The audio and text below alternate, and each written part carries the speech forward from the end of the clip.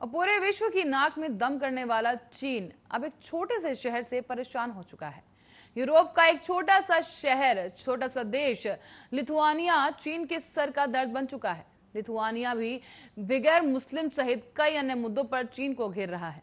बता दें आपको कि लेकिन चीन कह रहा है कि सब कुछ ठीक है। लिथुआनिया यूरोपीय संघ के भड़कावे में आकर यह कदम उठा रहा है। क्या है पूरा मामला, देखिए इस रिपोर्ट में।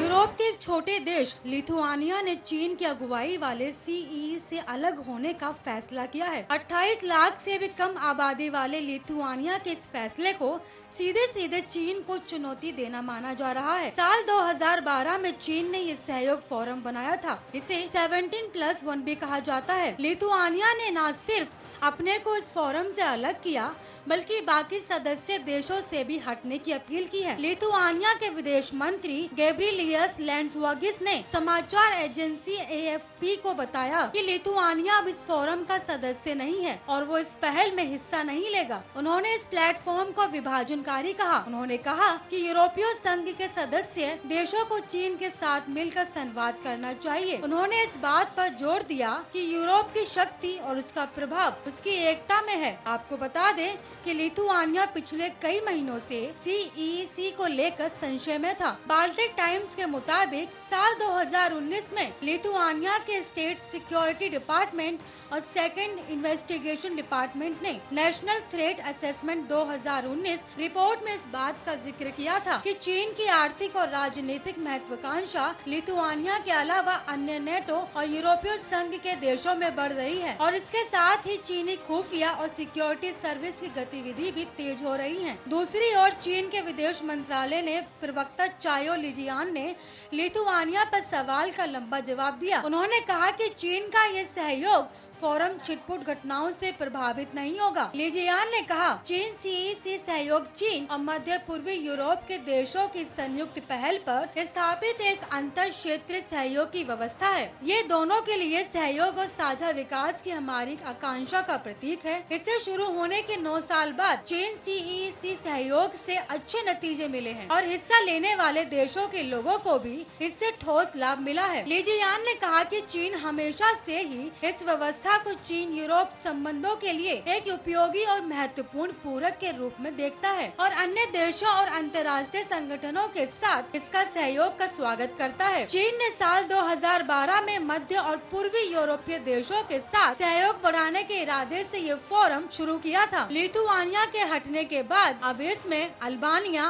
बोस्निया और हर्जेगोविनिया, बुल्गारिया, क्रोएशिया, चेक गणराज्य, Estonia, Greece, Hungary, Latvia, North Macedonia, Montenegro, Poland, Romania, Serbia, Slovakia और स्लोवेनिया शामिल हैं। साल 2012 में पोलैंड के वार्सा में इसका गठन हुआ था। इसके बाद हर साल इसका शिखर सम्मेलन अलग अलग देशों में होता है। कोरोना के कारण साल 2020 में इसका शिखर सम्मेलन नहीं हुआ था। व्यापार और निवेश को बढ़ावा देने के लिए चीन की एक और परियोजना बेल्ट एंड रोड इनिशिएटिव को भी सीईसी से बढ़ावा देने की कोशिश रही है। ईईसी के तहत सर्बिया का E763 हाईवे प्रोजेक्ट शुरू हुआ। इसके अलावा बुडापेस्ट बेलग्रेड रेलवे और चीन यूरोप लैंड सी एक्सप्रेस लाइन पर भी इसी के तहत काम शुरू हुआ। इसके अलावा भी कई अन्य सदस्य देशों में कई परियोजनाएं प्रस्तावित हैं। चीन के वाणिज्य मंत्रालय के मुताबिक साल 2016 में चीन और सीईसी के बीच व्यापार बढ़कर 48.7 अरब डॉलर हो गया था, जबकि सदस्य देशों में चीन का निवेश 8 अरब डॉलर से भी ज्यादा हो गया था। वैसे तो विदेश मंत्रालय ने अपनी ओर से लिथुआनिया के मामले पर कोई सख्त टिप्पणी नहीं की है, लेकिन चीन के सरकारी अखबार ग्लोबल टाइम्स ने जानकारों के हवाले से जरूर लिखा है कि लिथुआनिया पर अमेरिका का दबाव था। लिथुआनिया के फैसले को चीन और यूरोपीय संघ के बीच तल्ख होते रिश्तों पर भी जोड़कर देखा जा रहा है। यूरोपीय संघ के साथ साथ लिथुआनिया ने भी चीन में विगर मुसलमानों को कथित रूप से प्रताड़ित करने का मुद्दा उठाया था। पिछले सप्ताह गुरुवार को यूरोपीय संसद ने चीन के साथ यूरोपीय संघ के निवेश समझौते की पुष्टि के लिए विधायी प्रक्रिया को फ्रीज करने के लिए भारी मतदान प्रदान किया। यूरोपीय संसद का कहना है कि जब तक चीन यूरोपीय संघ के सांसदों के खिलाफ प्रतिबंधों को हटा नहीं देता, इस पर रोक जारी रहेगी। यूरोपीय संघ ने वीगर मुसलमानों के मुद्दे को लेकर शिनजियांग प्रांत के अधिकारियों पर पाबंदी लगाई है। उसी की प्रतिक्रिया में चीन ने भी यूरोपीय संघ के